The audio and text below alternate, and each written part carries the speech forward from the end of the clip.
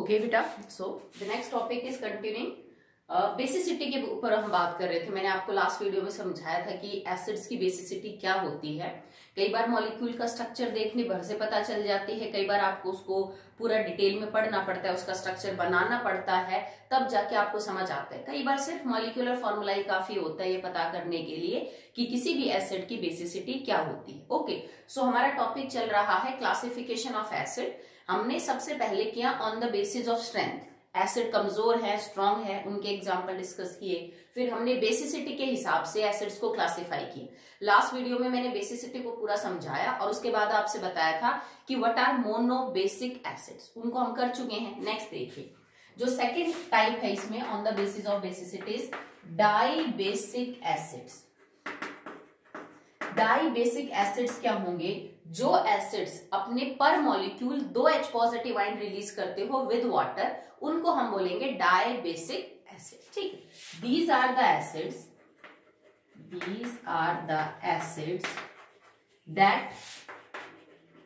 that have two ionizable H positive ion per molecule. ठीक है, ये आप बेसिसिटी होती ही क्या है? Number of H positive ion that can be replace. किसी एसिड के अंदर वो कितने H पॉजिटिव आयन है एक मॉलिक्यूल के हिसाब से जिसको वो रिप्लेस कर सकता है। या सिंपल में भाषा में बोलूं तो कितने H पॉजिटिव आयन है जो वाटर के अंदर जाते ही रिलीज करेगा पर मॉलिक्यूल। एक मॉलिक्यूल के हिसाब से कितने H पॉजिटिव रिलीज करता है, वो उस एसिड की क्या है बेटा? बेसिसिटी है। तो डाई बेसिक एसिड वो होंगे जो पर molecule 2H positive ion release करते हो या जिनमें 2H पॉजिटिव आयन को आयोनाइज करने की, एक्सचेंज करने की जो है these are the acids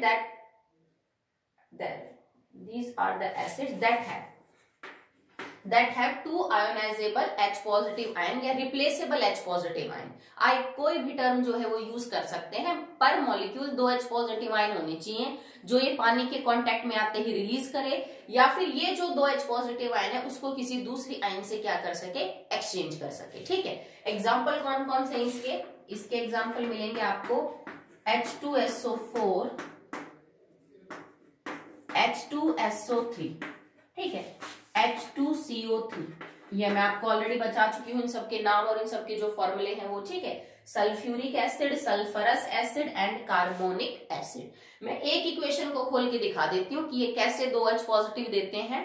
बाकी दो आपको होमवर्क रहेगा, आप उसको खुद करके देखेंगे। ठीक है, जैसे अगर आपके पास H2SO4 है,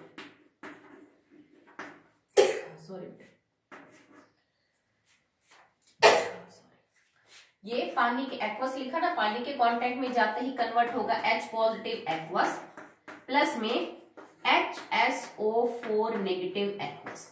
ठीक है, जब आपको एक ही एसिड में से एक से ज्यादा H पॉजिटिव बाहर निकालने हो तो बेटा ये प्रोसेस 1 by 1 होता है। पहले एक H पॉजिटिव आएगा, फिर दूसरा आएगा, फिर तीसरा आएगा, एक साथ नहीं निकालेंगे। ठीक है, तो सबसे पहले हमने H2SO4 में से एक H पॉजिटिव बाहर निकाला।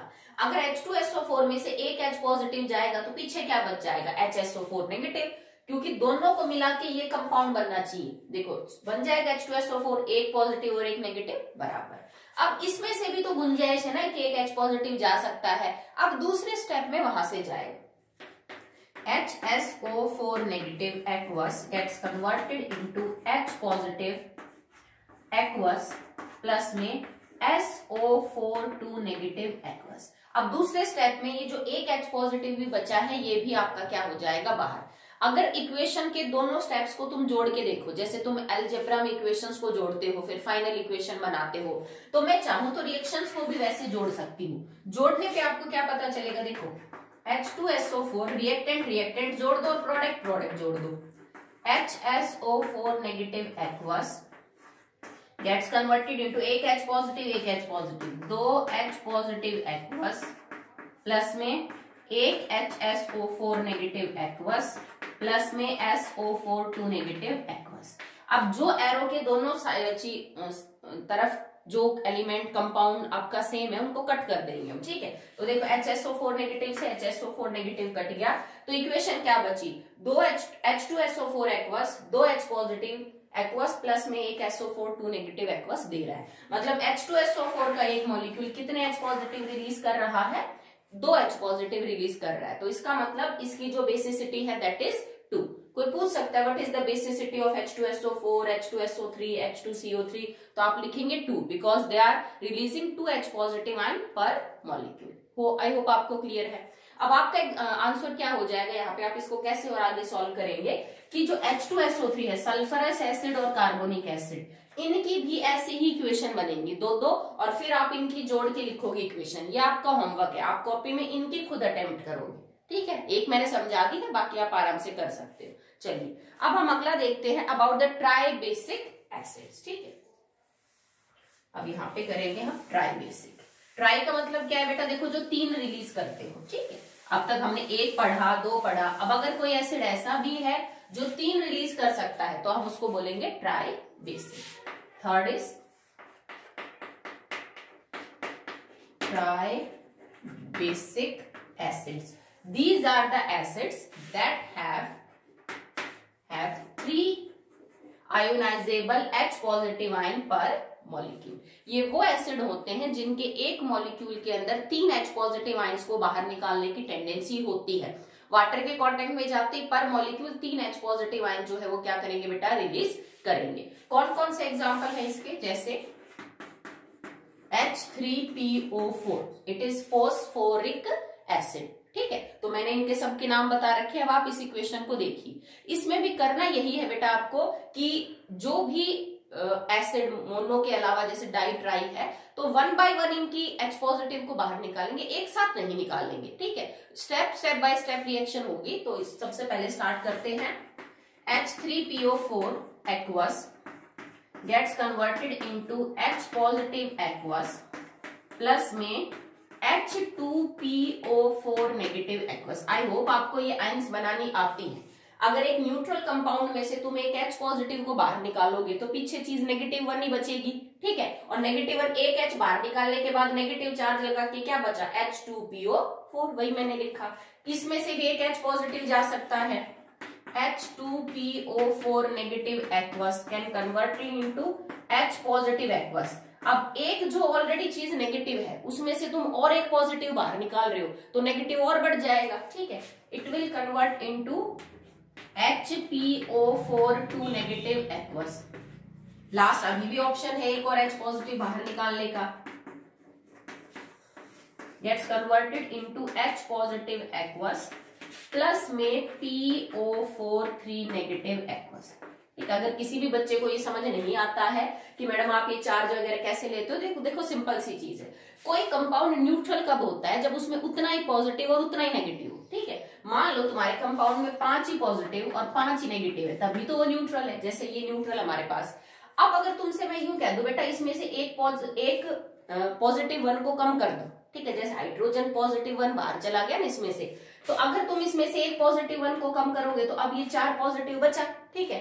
अब देखो 4 पॉजिटिव प्लस में 5 नेगेटिव दोनों मिलके क्या बनाएंगे, 1 नेगेटिव। तो H पॉजिटिव बाहर निकालने के बाद इसके ऊपर चार्ज कितना बना, 1 नेगेटिव, ठीक है। अगर तुम्हारे सब्सटेंस के ऊपर ऑलरेडी चार्ज 1 नेगेटिव है, 1 नेगेटिव है, इसमें से तुम एक H पॉजिटिव बाहर निकाल रहे हो। जैसे मान लो तुम्हारा केस यही था कि एक तो 4 पॉजिटिव था, एक 5 नेगेटिव था, दोनों का आंसर मिला के 1 नेगेटिव था, पर इसमें से भी मैं एक H पॉजिटिव और बाहर निकाल रही हूँ। तो मतलब अब +4 की जगह मेरे पास क्या आ गया, +3। अब +3 और -5 का आंसर क्या हो जाएगा, -2। तो मैंने चार्ज यहाँ पे क्या लगा दिया, -2। अब अगर इसमें से भी एक और H पॉजिटिव बाहर जा रहा है तो इसका मतलब यहाँ 3 की जगह क्या है, 2। तो मेरा आंसर क्या आ जाएगा, -5 + 2 -3। तो मैंने चार्ज क्या लगा दिया, -3, ठीक है। तो ऐसे चार्ज आपके आते हैं। अब ओवरऑल इक्वेशन करो, आप इन सबको जोड़ दीजिए। तो देखो मैं सीधा काट देती हूँ जो चीज कट रही है, इसको जोड़ेंगे फिर इसको जोड़ेंगे फिर इसको जोड़ेंगे। ये वाली देखो, ये वाली चीज यहाँ पे भी है और ये वाली चीज इधर भी आएगी, तो इससे तो ये कट जाएगा और इससे ये कट जाएगा, ठीक है। बचा क्या आपके पास, H3PO4 aqueous gets converting into 3H positive aqueous plus में PO4 3 नेगेटिव aqueous। अब ये जो फॉस्फोरिक एसिड है, फॉस्फोरिक एसिड ने पर मॉलिक्यूल जो है वो कितने H पॉजिटिव रिलीज किए बेटा, 3 H पॉजिटिव रिलीज किए 1 बाय 1। इसका कोई और एक एग्जांपल और है जो आप प्रैक्टिस करके देखेंगे, दैट इज H3PO3। वो आप बिल्कुल ऐसे ही आयोनाइज करके और इक्वेशन लिख के दिखाएंगे। ये फॉस्फोरिक एसिड है, वो क्या है, फॉस्फोरस एसिड। ठीक है, तो अब तक हमने क्लासिफिकेशन ऑफ एसिड में स्ट्रॉन्ग और वीक एसिड्स को पढ़ा, उसके बाद बेसिसिटी के हिसाब से पढ़ा मोनो बेसिक, डाई बेसिक या फिर ट्राई बेसिक एसिड। अब एक लास्ट बचती है बेटा on the basis of source and concentration के हिसाब से डाइल्यूट और जो कंसंट्रेटेड है वो एसिड क्या है। देन क्लासिफिकेशन का टॉपिक आपका पूरा हो जाएगा।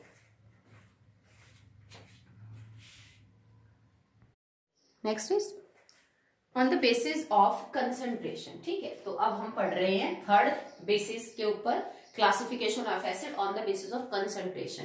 कंसंट्रेशन से आपका क्या मतलब होगा, आपने अक्सर दो वर्ड सुने होंगे, dilute acid, dilute base, concentrated acid, concentrated base. तो वो जो टर्म यूज की जाती है उनके आधार पे, मतलब मात्रा समझ लीजिए। वैसे आपको एग्जैक्टली पता चलेगा हायर क्लासेस में कि कंसंट्रेशन होती क्या है। ठीक है, अभी आपके समझने के लिए आप इसको मात्रा समझ लीजिए। कोई भी एसिड का काम कब करेगा, जब वो पानी के कांटेक्ट में होगा। जैसे मान लीजिए एक बच्चे ने ये लिया कि 5 ml वाटर प्लस में 1 ml HCl। एक बच्चे ने क्या ले रखा है कि 3 ml HCl और 2 ml या 2 ml HCl मान लीजिए और 3 ml वाटर। अब है तो दोनों के दोनों HCl। ठीक है भाई, आप इसको बोलो मैडम ये भी HCl का सॉल्यूशन है, ये भी HCl का सॉल्यूशन है, पर फर्क क्या है, इसमें पानी ज्यादा और एसिड कम है। मतलब अगर कंपैरेटिव इन दोनों के अमाउंट को चेक करें, वॉल्यूम को चेक करें, यहाँ पर आप वॉल्यूम बता सकते हैं, तो पानी की वॉल्यूम थोड़ी ज्यादा और एसिड की क्या है, कम। मतलब अगर मेरे को परसेंटेज निकालनी पड़े इन दोनों की, तो इसकी देखो वाटर की परसेंटेज कैसे निकलेगी, वाटर की परसेंटेज 5/5 और 1 6 और गुणा में 100। ठीक है, मुझे निकालनी हो इस सॉल्यूशन में HCl की परसेंटेज क्या है, तो आप क्या लिखोगे 1 ml बटे में टोटल 6 ml गुणा में 100। ठीक है, अगर आपके पास सॉल्यूशन एसिड का कुछ ऐसा हो जिसमें एसिड की परसेंटेज काफी कम हो पानी के मुकाबले, तो हम इस टाइप के सॉल्यूशन को क्या बोलेंगे, डाइल्यूट। भाई ये डाइल्यूट सॉल्यूशन। ठीक है, जैसे मैं आपसे ये कह दूं I have 5% solution of HCl, तो वो डाइल्यूट माना जाएगा, क्योंकि 5% का मतलब क्या है, 5 ml तो आपके पास HCl है और 95 ml पानी, तो HCl तो खाली 5 ml है, 95 ml आपके पास वाटर है। तो जब एसिड की परसेंटेज काफी कम हो एज कंपेयर टू वाटर, तो हम कहते हैं कि आपका जो एसिड है वो डाइल्यूट है। ठीक है, अगर इससे उल्टा, जैसे हमने यहाँ पे ले रखा है कि 3 ml H2 है और 2 ml आपके पास क्या ले रखा है, आपने एसिड ले रखा है, तो यहाँ पे अगर तुम परसेंटेज निकालोगे H2O की परसेंटेज हो जाएगी 3/5 गुणा में 100 और यहाँ पे HCl की परसेंटेज हो जाएगी बेटा इट इज 2/5 और गुणा में 100। अब इसका ये मतलब नहीं, परसेंटेज तो यहाँ पे पानी की ज्यादा ही मिलेगी, पानी ज्यादा ही ऑलरेडी, पर इसकी जो परसेंटेज है वो ज्यादा मिलेगी एज कंपेयर टू इधर। ठीक है, ये जैसे आपने इसको सॉल्व किया तो आपका आंसर आ जाएगा, जैसे इट इज 5 जो 40% है। ठीक है, अगर आप यहाँ पे चेक करेंगे दैट विल बी 60%। ओके, तो इस केस में भी H2O जो है वो 60% है और जो HCl है वो 40% है, पर इनके मुकाबले तो काफी ज्यादा है, 5 10 15 20% से तो 40% बहुत ज्यादा है। तो अगर एसिड की परसेंटेज पानी में अच्छी खासी है, जैसे इसको इग्नोर थोड़ी ना कर सकते, 40% तो बहुत ज्यादा है, कंसंट्रेटेड ही है ये। ठीक है, 40 50 60% अगर आपके पास कोई एसिड है, 70% है, 100% की बात नहीं कर रहे, फिर वो तो प्योर एसिड हो जाएगा। ठीक है, अगर विद वाटर है तो 100% तो कभी हो ही नहीं सकता, क्योंकि दो चीजों में अगर एक चीज 100% है तो दूसरी तो है ही नहीं। ठीक है, तो अगर आपको लगे कि एसिड की परसेंटेज काफी ज्यादा है कंपैरेटिव, ठीक है, तो वो कंसंट्रेटेड एसिड है, इनको हम बोल देंगे दीज आर कंसंट्रेटेड एसिड। अगर एसिड की परसेंटेज आपको कम देखने को मिल रही है, 5% है, 10 है, 15 है, 20% है, तो 20% को से भी नीचे अगर है तो आप कह सकते हो कि जो आपका एसिड है that is dilute. Okay, so concentration के हिसाब से आपकी जो क्लासिफिकेशन है वो ये है। Now the last classification on the basis of source. Source का मतलब है इनको आपने लिया कहां से है, कोई एसिड आप कहां से बना रहे हो, उसको आइसोलेट कहां से कर रहे हो, उस हिसाब से आपकी एक क्लासिफिकेशन और बचती है on the basis of source. मतलब इन एसिड्स के मिलने का स्रोत क्या है, कहां से आपने इनको लिया है, उसके हिसाब से। तो according to the source acid can be of two type. One is organic acid and other one is inorganic acids. ठीक है, ऑर्गेनिक वर्ड जब भी यूज आता है बेटा इट इज फॉर लाइफ, ये लाइफ या फिर लिविंग के लिए वर्ड यूज किया जाता है। जैसे कई लोग बोलते हैं ऑर्गेनिक खेती कर रहे हैं, ऑर्गेनिक फल उगा रहे हैं, ऑर्गेनिक सब्जियां उगा रहे हैं, तो जो लिविंग लाइफ नेचुरल चीज है उनके लिए हम ऑर्गेनिक शब्द यूज करते हैं। तो ऑर्गेनिक एसिड वो एसिड होते हैं जिन्हें आप किसी भी लिविंग सब्सटेंस से बाहर निकाल सकते हो, उनसे आइसोलेट कर सकते हो। ठीक है, वो लिविंग सिस्टम कोई प्लांट हो सकता है, कोई एनिमल हो सकता है, ह्यूमंस हो सकते हैं, कोई माइक्रो ऑर्गेनिज्म हो सकता है, जिस किसी भी एसिड को किसी लिविंग थिंग से बाहर निकाल सकते हो, आप लिविंग थिंग में से आइसोलेट कर सकते हो। ठीक है, उसको हम बोलेंगे ऑर्गेनिक एसिड। जैसे मैंने आपको कल की ही वीडियो में बताया था कि चाय जो है, चाय की पत्ती उसमें टैनिक एसिड होता है, दूध में लैक्टिक एसिड है। ठीक है, जैसे कि टमाटर है उसमें ऑक्जेलिक एसिड है, इमली में टार्टरिक एसिड है, बटर के अंदर ब्यूटायरिक एसिड होता है। ठीक है, एप्पल में मैलिक एसिड है। तो ये सब लिविंग थिंग है, आप इनको पौधों से, किसी जानवर से, इन सब, जैसे दूध हमने भैंस से या गाय से लिया। ठीक है, तो लिविंग थिंग से ले रहे हो ना, जैसे यूरिन है, पेशाब है मैमल्स का। ठीक है, उसमें जो है वो यूरिक एसिड पाया जाता है।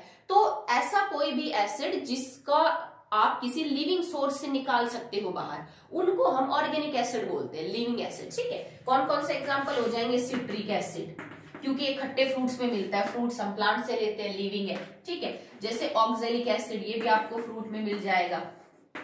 जैसे फॉर्मिक एसिड चींटी के या मधुमक्खी के डंक में मिलता है, तो वो भी तो क्या है? लिविंग है। ठीक है, जैसे मैलिक एसिड एप्पल में से मिलता है। ठीक है, जैसे कि एसिटिक एसिड, ये सारे एसिड क्या है बेटा? All these are organic acid. Butyric acid, stearic acid. ठीक है, इसके अलावा और बचते हैं जस्ट लाइक टार्टरिक एसिड। ठीक है, तो जितने भी मैंने आपको नेचुरल फूड आइटम्स के अंदर दिखाए थे, these all are the organic acid. Benzoic acid, ये सारे एसिड हमारे क्या है? बेंजोइक है। ठीक है, इससे जस्ट अपोजिट जो इनऑर्गेनिक एसिड्स होते हैं वो क्या होते हैं?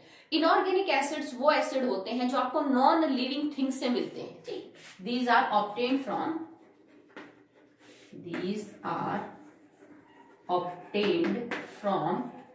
Non living sources. अब नॉन लिविंग सोर्सेज क्या हो सकता है? रेत, मिट्टी, पत्थर, इन चीजों से जो एसिड आपको बाहर मिले उनको हम बोलते हैं that is non living sources से आपको ये एसिड मिलते हैं। इनका दूसरा नाम होता है, they are also called as mineral acids. इनको हम और क्या बोलते हैं? मिनरल एसिड्स भी बोलते हैं। तो कोई पूछ ले व्हाट आर मिनरल एसिड या give one example of mineral acid, तो मिनरल एसिड का मतलब होता है इनऑर्गेनिक एसिड के बारे में ही बात हो रही है। और कौन कौन से एसिड इनऑर्गेनिक है? जैसे HCl है, H2SO4 है, HNO3 है। These acids are inorganic acids. Okay, so अब तक हमने क्लासिफिकेशन ऑफ एसिड का जो टॉपिक है वो बेटा कंप्लीट कर लिया है। ठीक है, और इस टॉपिक के अंदर आपको जो काम है वो आपका याद करने का बहुत है। समझ तो आपने लोगे ही, उसके बाद आपको याद होना चाहिए कि ट्राई बेसिक एसिड्स के क्या एग्जांपल हैं, मोनोबेसिक के क्या हैं, स्ट्रॉन्ग एसिड कौन कौन से होते हैं, वीक एसिड कौन कौन से होते हैं, क्या क्राइटेरिया है स्ट्रॉन्ग और वीक एसिड का। ठीक है, क्योंकि ये चीज आप आगे केमिस्ट्री के जो बचे हुए 3 चैप्टर हैं उनमें आपको यूज करनी है। ये अभी समझा रहा है आपको कि एसिड स्ट्रॉन्ग और वीक कब होता है, आगे जाके डायरेक्ट यूज करेगा कि कोई जो एसिड होता है वो क्या होता है, वीक कब होता है या फिर वो स्ट्रॉन्ग कब होता है। एक और बात आप ध्यान रखिएगा बेटा, अगर किसी स्ट्रॉन्ग एसिड को आप डाइल्यूट कर रहे हो, इसका मतलब आप उसमें पानी ऐड कर रहे हो, या किसी वीक एसिड में आप पानी ऐड कर रहे हो, तो वीक एसिड स्ट्रॉन्ग या स्ट्रॉन्ग एसिड वीक नहीं बनता है। इस बात को ध्यान रखिएगा। ठीक है, अगर आपके पास कोई स्ट्रॉन्ग एसिड है और आपने उसके अंदर पानी ऐड कर दिया, भाई मैं इसको डाइल्यूट कर रही हूं, मतलब एडिंग मोर वाटर, तो इससे इस एसिड की स्ट्रेंथ पे कोई फर्क नहीं पड़ेगा, ये एसिड कमजोर नहीं हो जाएगा। क्यों नहीं होगा? क्योंकि स्ट्रॉन्ग एसिड वो है जो पानी के कांटेक्ट में आके पूरी तरह से अपने H पॉजिटिव रिलीज कर देता है। ज्यादा पानी डालने से इसके H पॉजिटिव कम रिलीज नहीं होंगे। तो कई बार पूछ लेते हैं तो क्या बेटा मैं किसी स्ट्रॉन्ग एसिड में पानी डाल दूं तो वो कमजोर हो जाएगा? नहीं बेटा, स्ट्रॉन्ग एसिड स्ट्रॉन्ग ही रहेगा चाहे आप उसमें कितना ही पानी डाल दो, और कोई कमजोर एसिड कमजोर ही रहेगा चाहे आप उसमें कितना ही पानी ऐड कर दो। तो फर्क क्या पड़ा? फर्क पड़ गया कंसंट्रेशन का। ठीक है, जैसे मान लो मेरे पास एक स्ट्रॉन्ग एसिड था HCl, ये मेरे पास 50% के हिसाब से था कि भाई 50 ml पानी और 50 ml क्या था आपका HCl था, 50 ml HCl और 50 ml H2। अब मैंने क्या किया, बाहर से 100 ml पानी ऐड कर दिया, तो अब क्या रेशो हो गया, अब तुम्हारे पास एसिड तो उतना ही है 50 ml HCl पर पानी कितना ml हो गया, 150 ml H2O। तो फर्क क्या पड़ा, HCl तो पहले भी स्ट्रॉन्ग था, अभी भी स्ट्रॉन्ग है, फर्क पड़ गया बेटा कंसंट्रेशन का, परसेंटेज का फर्क पड़ गया। पहले सॉल्यूशन में HCl की परसेंटेज 50 थी, ठीक है, क्यों 50 थी, देखो 50 एसिड, टोटल कितनी परसेंटेज है, देखो भाई टोटल आपके सॉल्यूशन का कितना हो गया, 50 और 50 100, और परसेंटेज के लिए गुणा में 100, तो 50% उत्तर आ गया। अब देखो कितनी है, अब HCl कितना है 50, पर टोटल सॉल्यूशन की वॉल्यूम कितनी है, 150 प्लस 50 200, और गुणा में क्या कर दिया 100, तो 20 से 20 कट गई 25। अब तुम्हारा जो HCl है दैट इज 25%, नॉट 50%। तो हमारा जो HCl है उसकी कंसंट्रेशन कम हो गई, वो कंसंट्रेटेड कम हो गया, ठीक है। इसका ये मतलब नहीं कि HCl जो है वो डाइल्यूट हो गया तो इसका मतलब उसकी स्ट्रेंथ कम होगी, वो कमजोर एसिड बन गया, नहीं। एक स्ट्रॉन्ग एसिड हमेशा स्ट्रॉन्ग रहेगा, चाहे आप उसको कितना ही डाइल्यूट कर दो। कोई कमजोर एसिड हमेशा कमजोर रहेगा, चाहे आप उसको कितना भी डाइल्यूट कर दो। जैसे मान लो तुम 150 की जगह यहाँ पे 500 ml भी पानी मिला देते, तो क्या हो जाता है, इसकी फिर परसेंटेज निकाल लो, 50 बटे में 500 प्लस 50 550, और गुणा में हम क्या कर देते 100, तो आप इसको कट कर लीजिए 11, नाउ इट इज 2, इसको सॉल्व कर लीजिए तो आपको उत्तर आ जाता 100 बटे में 11, तो इसकी परसेंटेज आप सॉल्व कर लीजिए और परसेंटेज आपकी घट जाती। तो बस अमाउंट घट जाता है सॉल्यूशन के अंदर एसिड का, उसकी मात्रा घट जाती है, परसेंटेज कंपोजिशन घट जाती है, जो तुम 9th में पढ़ के आ रहे हो सॉल्यूशन में, जैसे 20% solution by mass, 20% solution by volume. तो क्योंकि मेरे पास यहाँ पे दोनों कंपोनेंट लिक्विड है तो मैंने वॉल्यूम ले ली, बस परसेंटेज घट जाएगी, बाकी स्ट्रेंथ के ऊपर कोई फर्क नहीं पड़ता है, ठीक है। कमजोर एसिड जो है वो हमेशा कमजोर एसिड ही रहेगा, okay. There is one another parameter जिससे आप चेक कर सकते हो the strength of acid and base, ठीक है। अगर एक वैल्यू गिवन हो, आपको एक पैरामीटर की वैल्यू गिवन हो, तो आप चेक कर सकते हो कि कौन सा एसिड स्ट्रॉन्ग और कौन सा वीक है, एंड दैट इज अल्फा, इसको हम बोलते हैं alpha. It is degree of dissociation, इसको डिग्री ऑफ डिसोसिएशन भी बोल देते हैं, और कई बार यहाँ पे आयोनाइजेशन भी लिखा मिल सकता है। आयोनाइजेशन, किसी चीज का टूट के आयंस में कन्वर्ट होना या किसी चीज का डिसोशिएट होना, टुकड़ों में टूटना, ठीक है। तो अल्फा का एक्चुअली में फॉर्मूला क्या होता है, alpha is the total number of moles dissociated of acid, obviously बात हम एसिड के बारे में ही बात कर रहे हैं, total number of dissociated is divided upon total number of moles taken, ठीक। और ये हम एसिड के बारे में बात कर रहे हैं। मान लीजिए आपके पास एसिड के 5 मोल है, मोल तो आप समझते हो, सब 9th में पढ़ के आ रहे हो, ठीक है।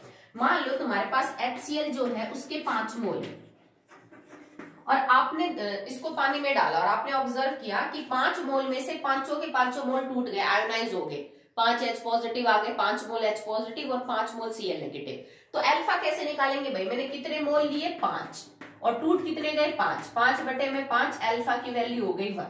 अगर मैं परसेंटेज में बताऊं बेटा कितने परसेंट टूटे, तो भाई 5 थे और 5 ही टूट गए, 100% टूटे। अगर मान लीजिए तुम्हारे सारे पेपर के मार्क्स 500 है और कोई बच्चा 500 ले ले, तो आप यही कहोगे भाई 100% है। तो आप कह सकते हो कि अगर कोई स्ट्रॉन्ग एसिड हो तो वो लगभग पूरा टूटता है, ठीक है। तो या तो उसके लिए अल्फा की वैल्यू 1 होगी, और अगर आप परसेंटेज में निकालोगे तो इट वुड बी 100%, ठीक। अब मान लो मैं तुमसे ये कहूं कि जो एसिटिक एसिड है ना बेटा, मैंने उसके मोल लिए टोटल 10 और उसमें से सिर्फ 1 मोल टूटा, ठीक है। ये भी ज्यादा ही बता रही, इससे भी कम होता है। आप ये मान के चलिए कि 1 मोल टूटा और मैंने मोल लिए टोटल 100 मोल डाले मैंने एसिटिक एसिड के पानी में, और उनमें से सिर्फ 1 मोल टूटा, बाकी 99 जो मोल है वो नहीं टूट पाए। तो आप अल्फा कैसे निकालोगे, 1 डिवाइडेड बाय 100, ठीक है।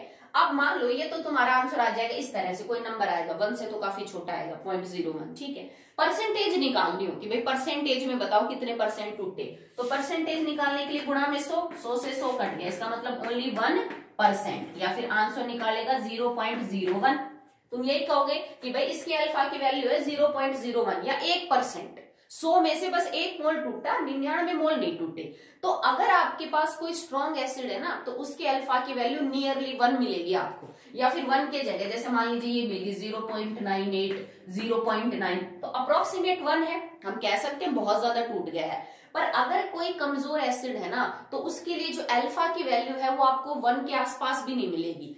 Alpha should be less than 30%। ठीक है, अगर कोई कमजोर एसिड है तो उसका जो अल्फा की वैल्यू होगी वो हमेशा 30% से क्या होगी, कम। आप इस बात को याद रखिए, ठीक है, कि अगर कोई कमजोर एसिड है तो उसके 100 मोल में से खाली 30 मोल भी नहीं टूट पाएंगे। अगर किसी कमजोर एसिड है कोई, तो उसमें 100 में से 30 से भी नीचे कम मोल टूटेंगे और 70 मोल अनडिसोशिएटेड रहेंगे, वो नहीं टूटेंगे। तो अल्फा दे रखा हो तो भी आप कंपेयर कर सकते हो कि कौन सा एसिड कमजोर और कौन सा एसिड क्या है, स्ट्रॉन्ग है, कौन सा वीक है, कौन सा स्ट्रॉन्ग। ठीक है, चलिए आगे हम पढ़ेंगे कल टॉपिक कैरेक्टरिस्टिक्स ऑफ एसिड। आज के लिए इतना ही।